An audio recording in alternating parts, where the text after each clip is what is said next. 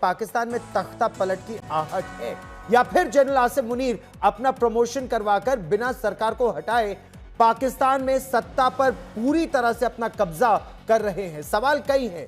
जवाब देने के लिए हमारे साथ पाकिस्तान पर कड़ी नजर रखने वाले बहुत जबरदस्त विशेषज्ञ हैं। इनमें तिलक देवेश्वर हैं। आप पाकिस्तान के सबसे बड़े विशेषज्ञ भारत में समझे जाते हैं। पूर्व स्पेशल सेक्रेटरी रॉ के रह चुके हैं, नेशनल सिक्योरिटी एडवाइजरी बोर्ड में रह चुके हैं, पाकिस्तान पर कई किताबें लिख चुके हैं। फिर पाकिस्तान में रह चुके पूर्व राजनयिक, पाकिस्तान में पूर्व काउंसिल जनरल और इटली में रहे एम्बेसडर राजीव डोगरा हमारे साथ जुड़ रहे हैं। मेरे सहयोगी संदीप उन्नीथन हमारे साथ जुड़ रहे हैं। विस्तार से इनसे चर्चा करेंगे, लेकिन पहले देखिए ये रिपोर्ट।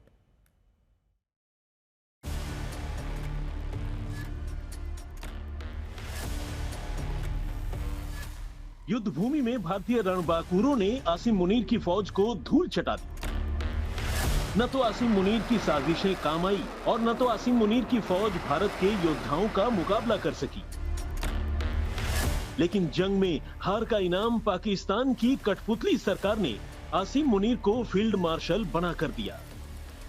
दुनिया को पता है कि इस प्रमोशन के पीछे आसिम मुनीर अपनी नाकामी को छिपाना चाहते हैं, क्योंकि जिहादी जनरल को पता है कि कुर्सी से हटते ही पाकिस्तान छोड़कर भागना पड़ सकता था।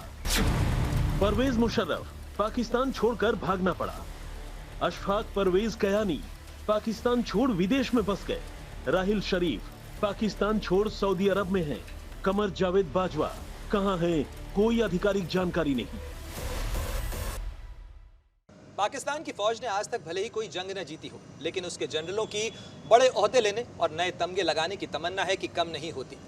पाकिस्तान में बड़े ओहदे लेने वाले जनरलों की फहरिस्त बहुत लंबी है, अयूब खान से लेकर याया खान, जियाउल हक और परवेज मुशर्रफ तक। अब इस फहरिस्त के अंदर नया नाम जनरल आसिम मुनीर का जुड़ गया है।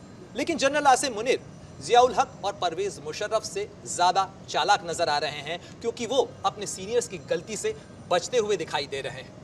वो जनरल जियाउल हक की तरह इस्लामिक तंजीमों को जोड़कर अपनी ताकत बढ़ाने में जुटे हुए हैं, तो वहीं जनरल परवेज मुशर्रफ से अलग पर्दे के पीछे रहते हुए राजनीति में ताकत की कठपुतलियां चला रहे हैं। याद कीजिए, परवेज मुशर्रफ को सेना से अलग होकर राजनीति में आते ही मुशर्रफ के बुरे दिनों की शुरुआत हो गई।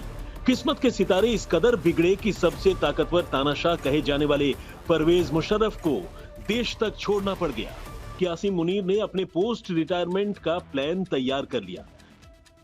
देश छोड़कर भागे सेना के पूर्व जनरलों से सबक लेते हुए मुनीर ने फील्ड मार्शल बनने के लिए कई हथकंडे अपनाए।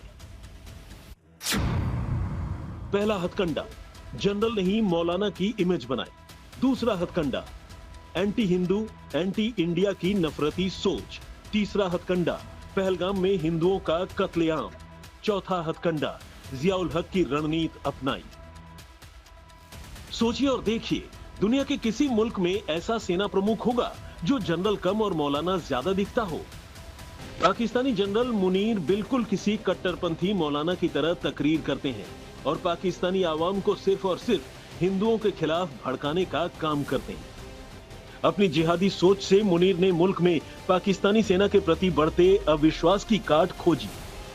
एक तरफ हिंदुओं के खिलाफ जहर उगला, दूसरी तरफ कश्मीर में पहलगाम आतंकी हमले से अमन चैन को छीन लिया, ठीक वैसे ही जैसे पाकिस्तान के पूर्व जनरल जियाउल हक ने किया था। ऑपरेशन टोपेक पार्ट 2 शुरू कर दे। आपको बता दें कि जनरल जियाउल हक ने पाकिस्तान की खुफिया एजेंसी ISI से कहा था कि मैं हजारों घावों से भारत में खून बहाना चाहता हूं। अब जियाउल हक के नक्शे कदम पर चलते हुए आसिम मुनीर पाकिस्तान के इतिहास में दूसरे फील्ड मार्शल बन गए।